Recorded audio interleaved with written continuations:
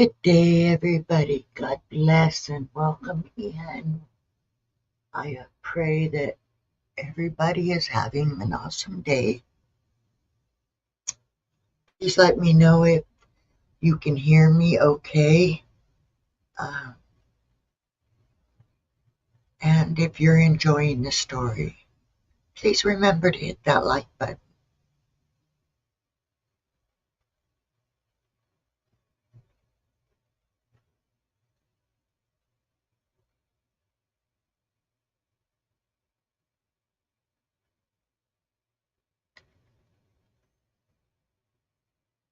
Alrighty, I am going to start reading the story. Hello, Jesse Palmer. Welcome in, and thank you for coming. Hope you like Native American stories. This is going to be chapter 2. Hello, Dada Sandy Toes. Welcome. Can you guys hear me fine? And do I sound okay? So if I start reading that you can hear me all right? And can you hear the music?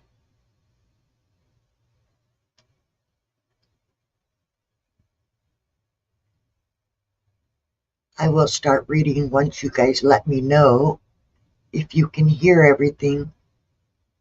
All right. Thank you.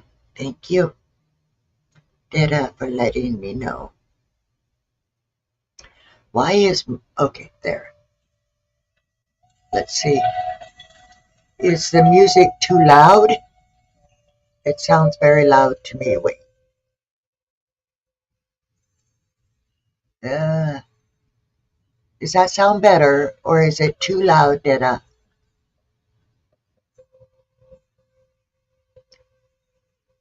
Can you guys hear the music?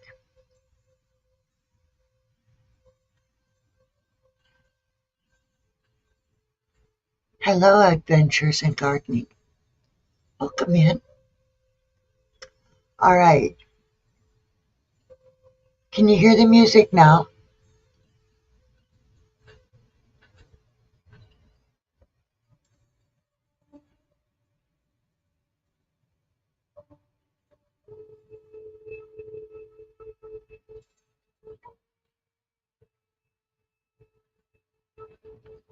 All right. Chapter 2.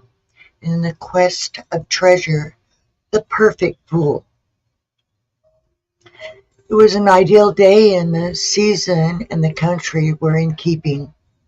Soon the trading post faded from view, and when, after trolling around fishing points, we entered White River and went ashore for an early supper,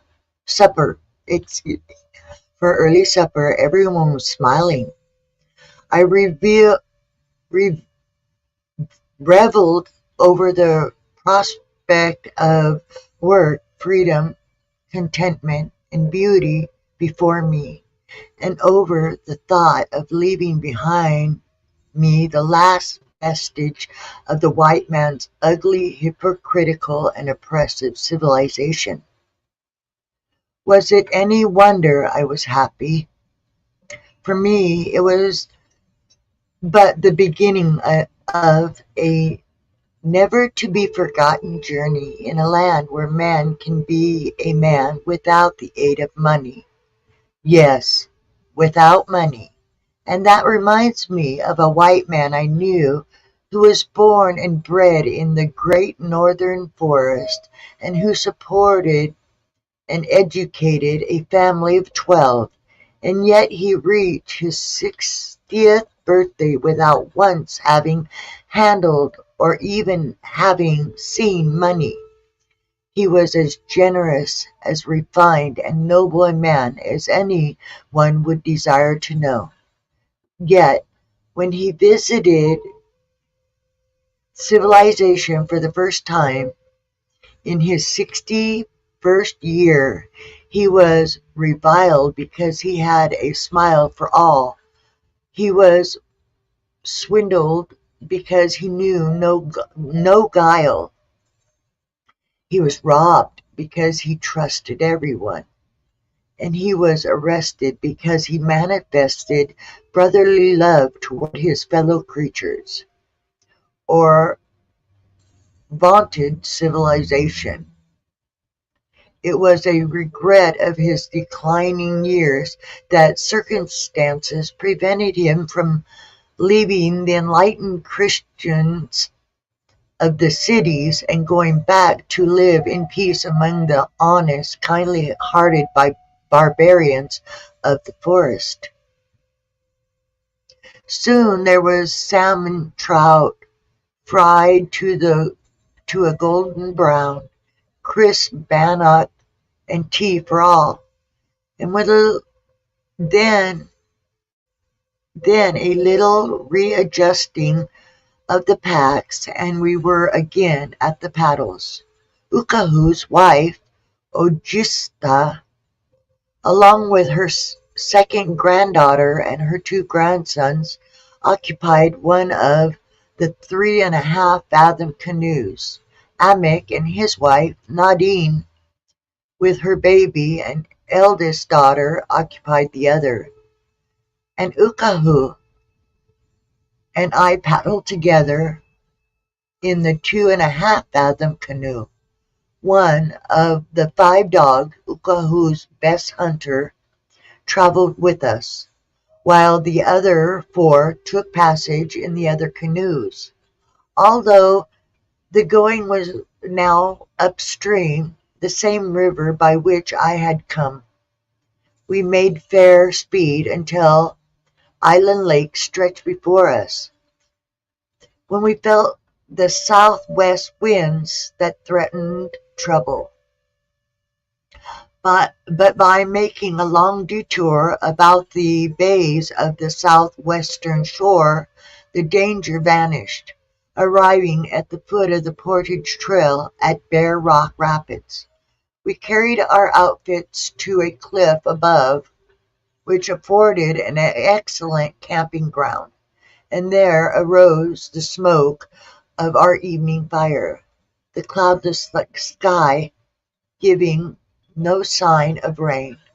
We contented ourselves with laying mattresses of balsam brush upon which we slept, while the sunset glow still filled the western sky. We heard a man's voice shouting above the roar of the rapids, and on going to the brink, saw the York boat in the act of shooting the cataract, which was one of the boats of the Goods Brigade, transporting supplies from the northern post of the Hudson Bay Company.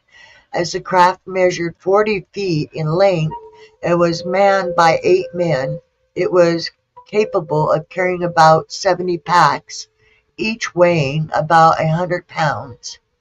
But of these boat brigades, more in due season. After supper, when twilight was deepening and tobacco, in the smoking of which the women conscientiously joined, was freely forthcoming, the subject of conversation turned to woodcraft, since it fell on Ukahu, as the principal hunter, to keep the party supplied with game while en route. I was wondering what he would do in case he saw a bear and went ashore to trail it. Would he himself skin and cut up the bear, or would he want the women to help him? If the latter, what sign or signal would he use so that they might keep in touch with him?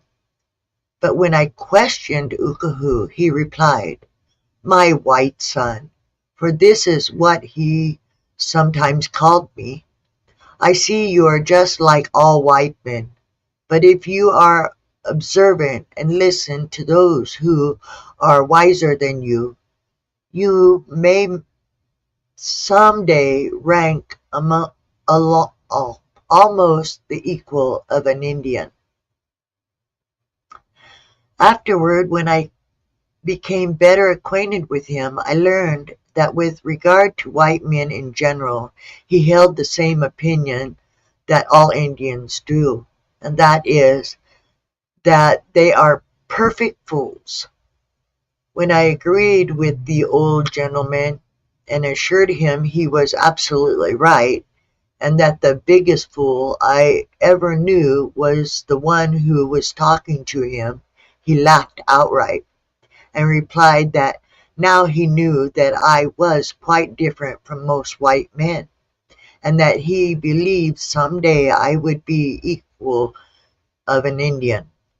When I first heard his opinion of white men, I regarded him as a pretty sane man, but afterward I tried to get him to include not only his brother Indians, but also himself under the same definition.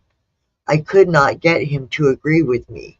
Therefore, I was disappointed in him. He was not the philosopher I had at first taken him to be, for life has taught me that all men are fools, of one kind or another. Ukahoo's woodcraft.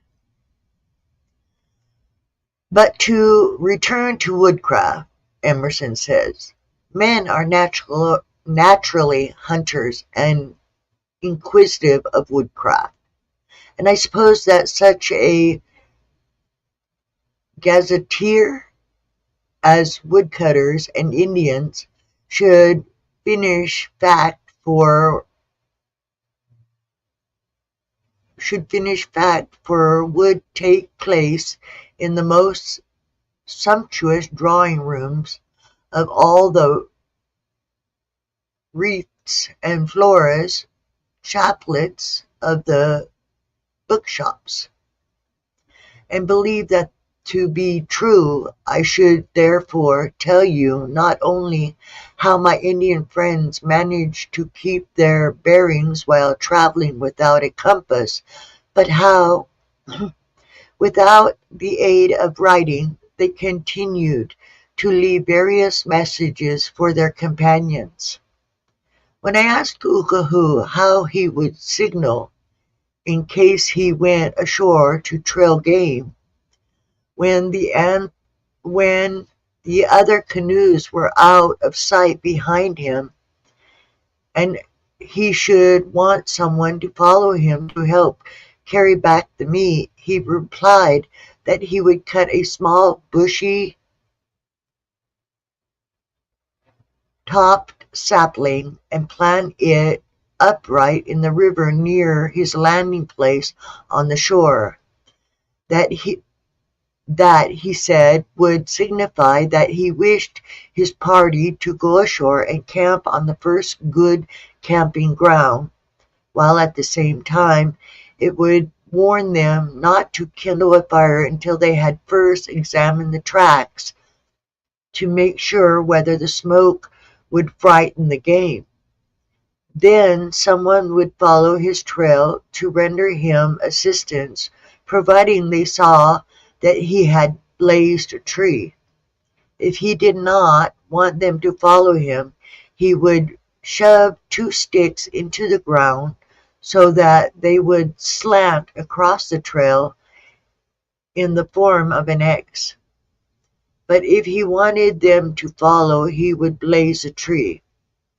If he wanted them to hurry, he would blaze the same tree twice. If he wanted them to follow as fast as they could with caution, he would blaze the same tree 3 times. But if he desired them to abandon all caution and to follow with all speed, he would cut a long blaze and tear it off. Then again, if he were leaving the game trail to circle his quarry, and if he wished them to follow his tracks instead of those of the game, he would cut a long blaze on one tree and a small one on another tree, which would signify that he had left the game trail and point between the two trees, and that they were to follow his tracks instead of those of the game. But if he wished them to stop and come no further, he would drop some articles of his clothing on the trail. Should, however, the game trail happen to cross a muskeg where there were no trees to blaze, he would place moss upon the bush to answer instead of the blazes. And in case the ground was hard and left an invisible trail, he would cut a stick and shove the small end into the trail, would slant the butt in the direction he had gone.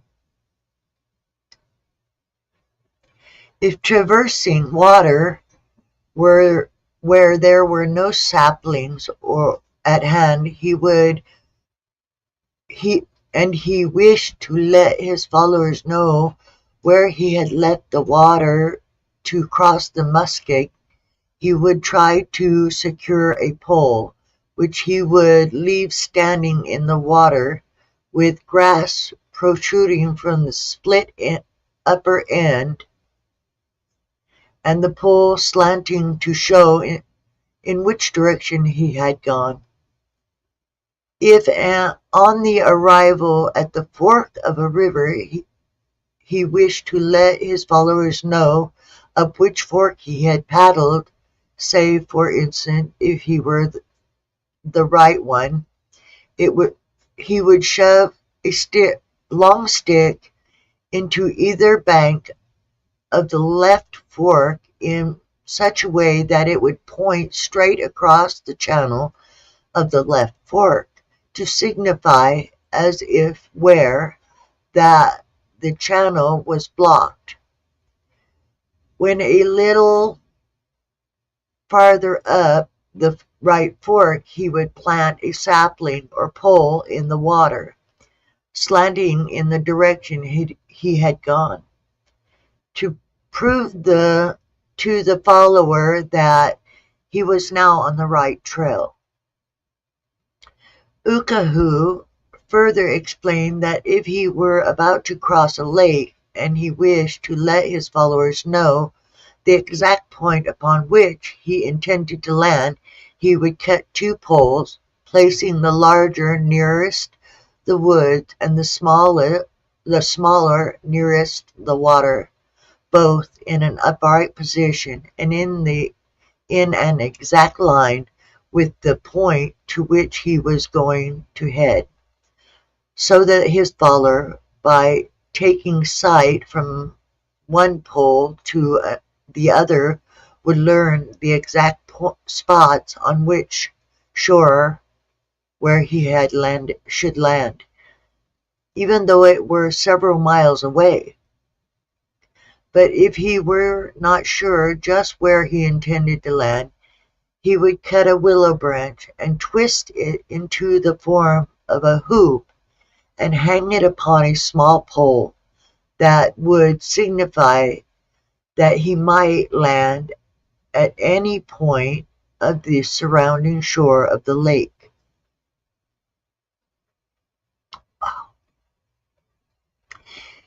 If he wanted to signal his family to camp at any particular point along his trail, he would leave some articles of clothing and place near it a number of sticks standing in the form of poles of a lodge, thus suggesting to them that they should erect their teepees upon that spot. If he had wounded big game and expected soon to overtake and kill it, and if he wanted help to carry back the meat, he would blaze a tree, and upon that smooth surface would make a sketch, either with his knife or charcoal, of the animal he was pursuing.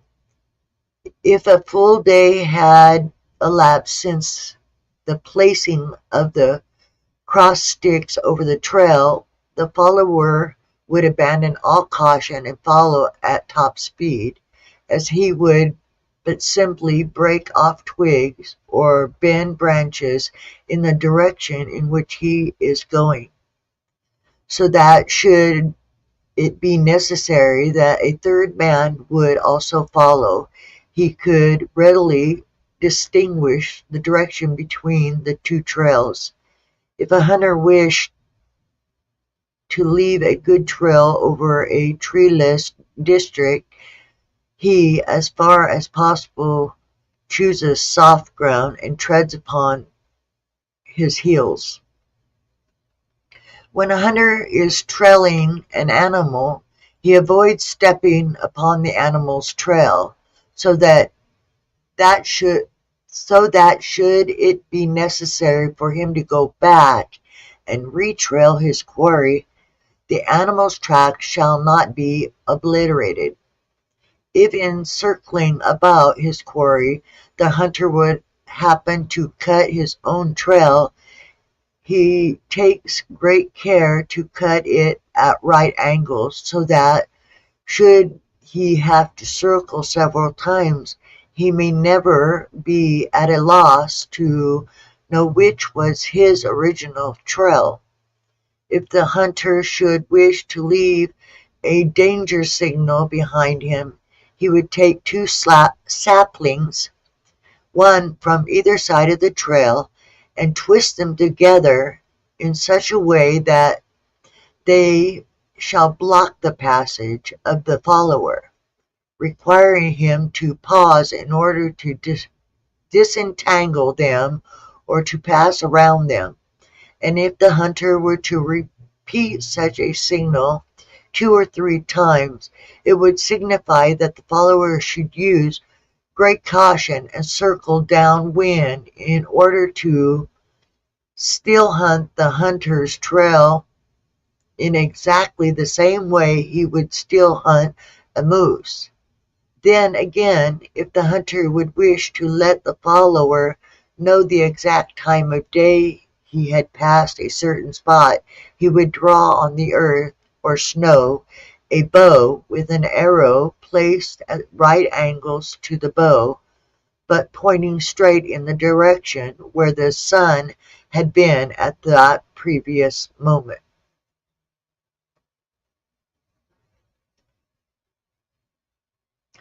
The bear deduction. Owing to their knowledge of woodcraft, some Indians are very clever at deduction. On Great Slave Lake near Fort Ray, an Indian cripple named Simpson's Bear had joined a party of canoemen for the purpose of hunting eggs. After paddling toward the group of islands, the party separated, finally landing on different isles. They had agreed, however, to meet at sunset on a certain island and there eat and sleep together. While at work, several of the Indians saw Simpson's brother alone on a little rocky islet, busily engaged in gathering eggs. Toward evening, the party met at their rendezvous and took supper together, but strange to say, Simpson Bear did not appear. After smoking and talking for a while, some grew anxious about the cripple. The bear began to fear lest some mishap had befallen him, but the caribou scoffed at the idea. He was sure that Simpson's bear was still working, and that he would soon return with more eggs than any of them. The bear, however, thought they ought to search for him, as his canoe might have drifted away, but the mink replied that if anything like that had happened, the cripple would certainly have fired his gun. But How could he fire his gun if his canoe had drifted away? Asked the bear. For would not his gun be in the canoe? So they all paddled off to investigate the mystery. On nearing the island, they saw the bear's canoe adrift. When they overhauled it, sure enough, his gun was aboard. They then landed on the little isle where the cripple had been at work and began calling aloud for him. As they received no answer, some of the Indians claimed that he must be asleep. The bear replied that if he was asleep, their shouting would have awakened him and he would have answered, but that not but that now they had best search the island. So they divided into two parties and searched the shore in different directions until they finally met on the other side. Then they scattered and examined every nook and cranny of the place, but all in vain. Some now contended that the others were mistaken and that they could not be on the isle on which the brother had been working. But the bear, though he had not seen the cripple there, insisted that it was. They asked him to prove it. The wind has been blowing steadily from the north, replied the bear. The other islands are all south of this one, and you know that we found his canoe adrift south of here and north of all the other islands. That is sufficient proof. Then he added, the reason Simpson's brother did not answer is because he is not on the island, but in the water. Again they all clamored for proof, and the bear answered, but first I must find where he landed, and the quickest way to find that place is to remember that the wind was blowing too strong for him to land on the north shore, and that the running swells were too strong for him to land on either the east or west sides. Therefore he landed on the south side, the sheltered side. Now let us go and see where he drew up his canoe. But one of the others argued that that would be impossible, as Simpson's brother was not such a fool as to act like a white man and drag his canoe over the rocks. The bear, however, persisted that there would be some sign, at least where the bow touched shore when the cripple got out, and that he, the bear, would go and find it. But first he would go and examine the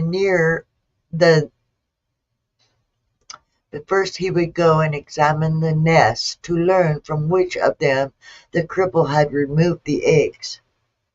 Thus they would learn where he had been working, and the first of the landing places would be made easier. So the bear set to work. From the empty nests he would soon learn where the cripple had been working, and after a careful search he presently found on the big rock a little white spot no larger than a man's fingernail. There, my friend, is where Simpson's brother landed, for that white mark is of gum, and proves where the bow of the canoe bumped the rock. They then asked the bear where he thought the cripple was, and pointing he replied, If we search long enough, we shall find him in the deep water down there, from where Simpson's brother was getting aboard his canoe. He slipped and in falling struck his head upon the rock. The blow stunned him, and without a struggle he slid into the water and was drowned. When they had brought their canoes around and had peered into the deep water, true enough, they discovered the body at the bottom of the lake. Securing a long pole, they fastened a gun worm to the one end and reached down, twisting it into the cripple's clothing, and brought the body to the surface. Sadly, they placed it in the unfortunate man's canoe, towed the craft and its burden to the other island, and sent to Fort Ray for the priest, Father Rohr, to come and perform the burial service. Beasts with human souls. Next morning we arose with dawn.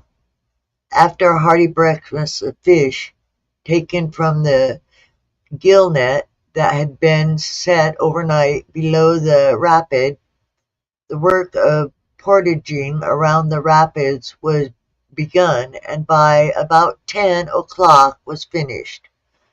Noon overtook us near the mouth of Caribou River, up which we were to ascend on the first half of our journey to Ukahu's hunting grounds. About 2 o'clock we entered that stream and headed westerly toward the spur of mountains that lay about a week's travel away and through which we had to pass to gain our winter camping ground. An hour later, as Ukahu and I preceded the party, paddling up one of the channels caused by a number of large islands divided the river into mere creeks, we chanced upon a woodland caribou bull, and it stood among the rushes in a marshy bend, watching us from a distance of not more than 40 yards.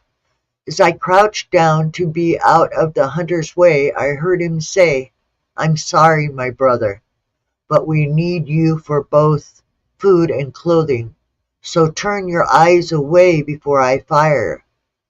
The next moment the woods echoed the report of his smooth-bore muzzle-loader, the kind of gun used by about 90% of the fur hunters of the forest.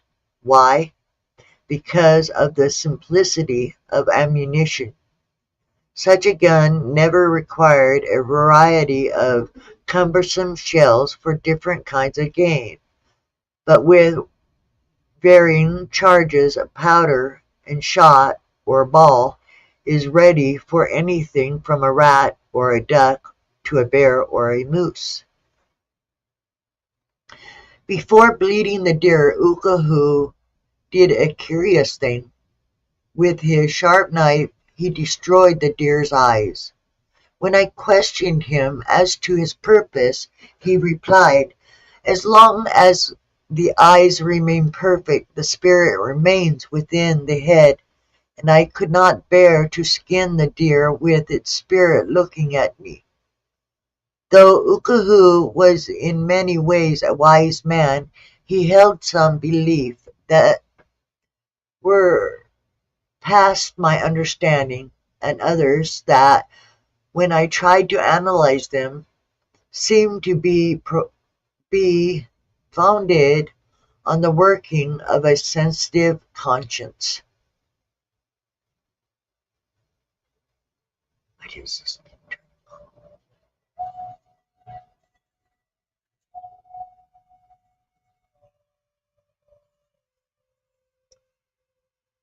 Hearing the report of the gun, the others hurried to the scene.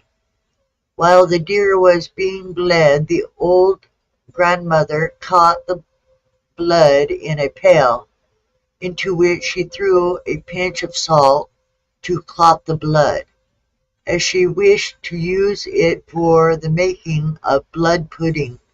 Ugh. Then the carcass was loaded aboard Ukuhu's canoe, rather indeed overloading it. Accordingly, I accepted Amic's invitation to board his craft, and at the first good place we all went ashore to clear the ground for the night's camp. There was a porcupine there, and though it moved but slowly away, my friends did not kill it, for they had plenty to eat, and did not want to be bothered with taking care of those dangerous little quills that the women dye and use to such good advantage in their fancy work. As the Indian method of dressing meat and skins more renowned, when we finally settled upon the fur trade. That evening, while flames were leaping after sending sparks, and shadows were dancing behind us among the trees, we lounged about the fire on packs and blankets and discussed the events of the day.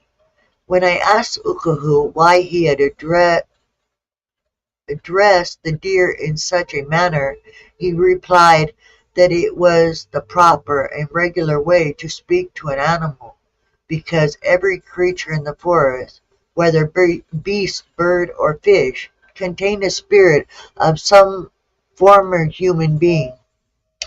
He further explained that whenever the men of the olden time killed an unusually large animal with an extra fine coat, they did not save the skin to sell to the trader, but burnt the carcass, pelt, and all, and in that way they returned the body to the spirit again.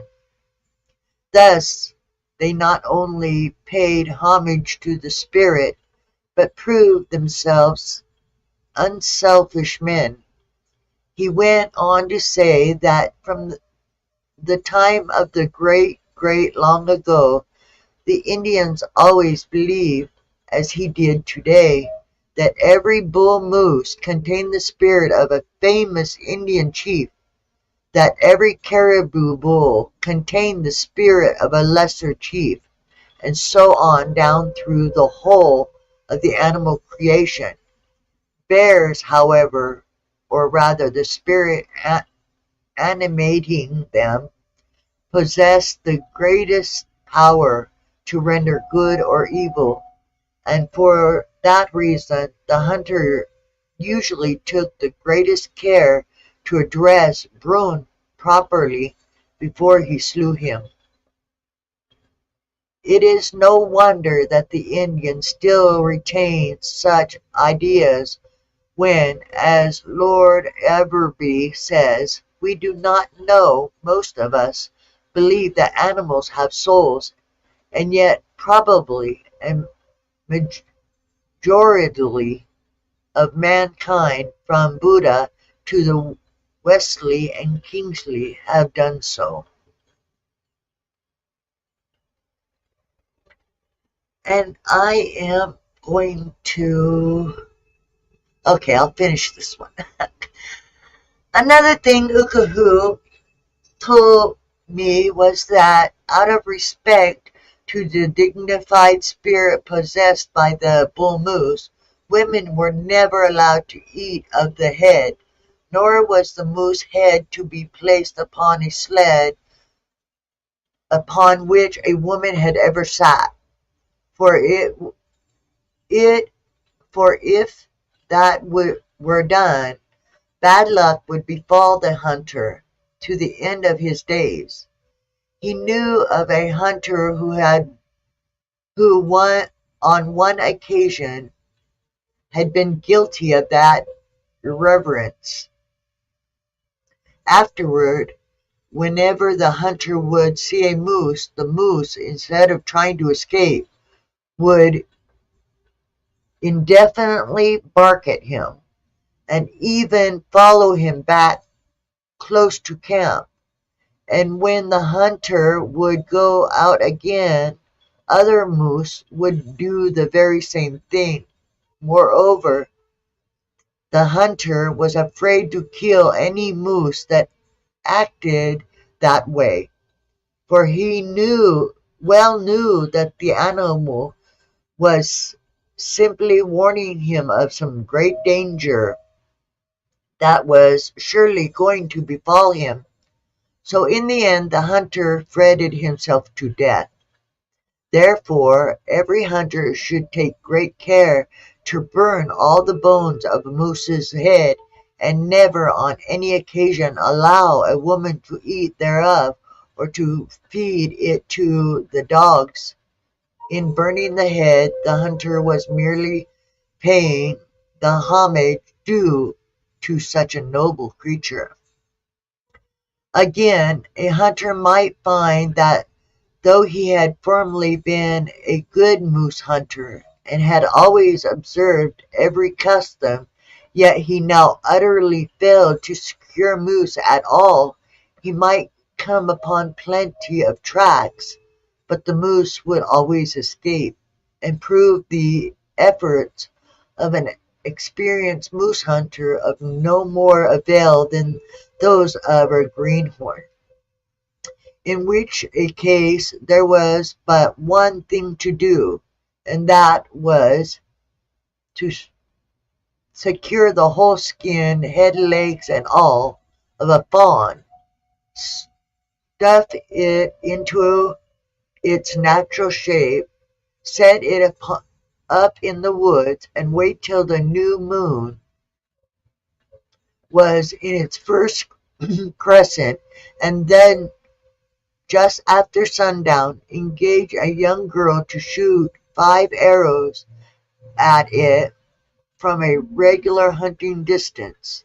If she missed, it was proof that the spirit had rejected the girl, and that another would have to be secured to do the shooting. If success were then attained, the hunter might go upon his hunt, well knowing he would soon be rewarded by bringing down a moose.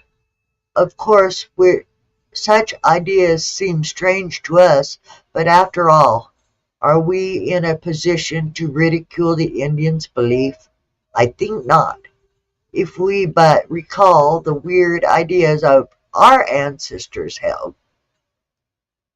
The Indian, like the white man, has many superstitions, some ugly and some beautiful, and of the latter class I quote one.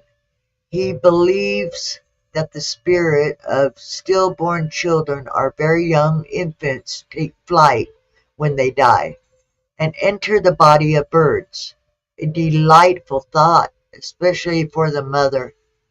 For as Kinsley says of St. Francis, perfectly sure that he himself was a spiritual being, he thought it at least possible that birds might be spiritual beings likewise, incarnate like himself in mortal flesh, and saw no generation to the dignity of human nature in claiming kindred lovingly with creatures of so beautiful, so wonderful, who praise God in the forests, even as angels did in heaven.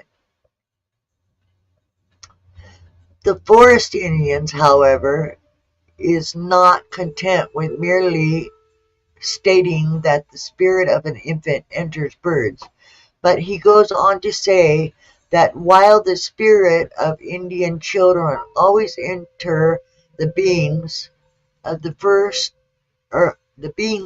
finest singers and the most beautiful of all the birds.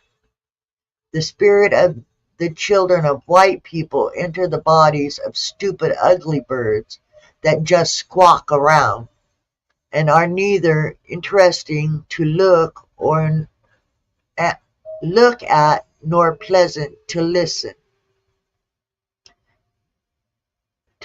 to, but are quarrelsome and thievish. When I asked Ukahu to name a few birds into which the spirit of white children entered, he mentioned among others the woodpecker, which the Indian considered to have proportionately the longest and sharpest tongues of all birds. That reminds me of the reply I received from one of the characters in this book when I wrote him, among others, requiring that he grant me permission to make use of his name. In order to add authority to my text, like others, he begged me to refrain from quoting his name, as he was afraid that the information he had given me might be the cause of Hudson Bay Company stopping his pension. I asked, I had suggested that he refer the matter to his wife, as she too figures in the story, and the following is part of his reply. This being an affair between you and I have not consulted my wife, for as you know, the human female tongue is very similar to that of the female woodpecker, usually long and much too pointed to be of any use. The next chapter is called The Honesty of Indians, and I will try to get back to reading this story when I can. Um, I need to write this down so I can remember The Honesty of Indians. I do believe I'm probably reading the same parts of this story because it's been so long. So please forgive me.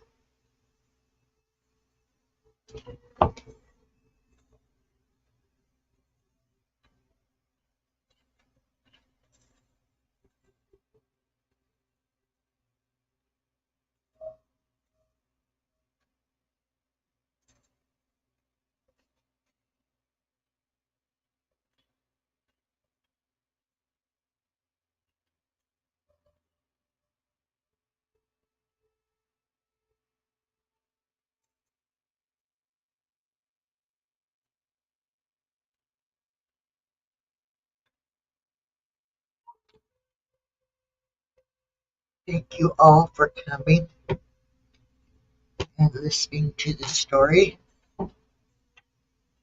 I hope you all was able to hear the music along with the story.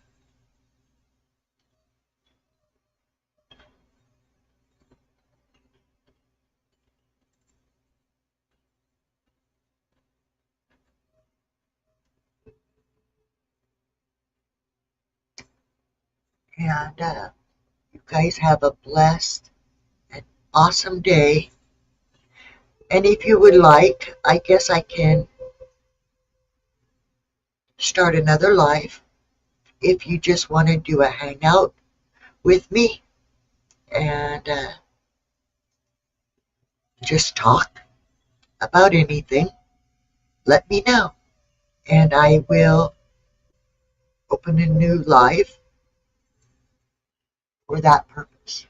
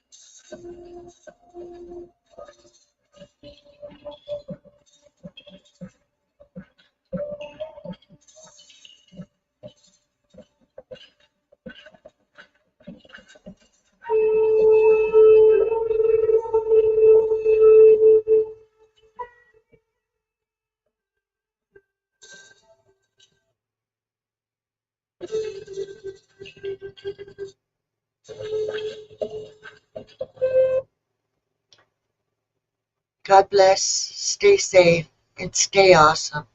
Because each and every one of you is awesome. And have a good day.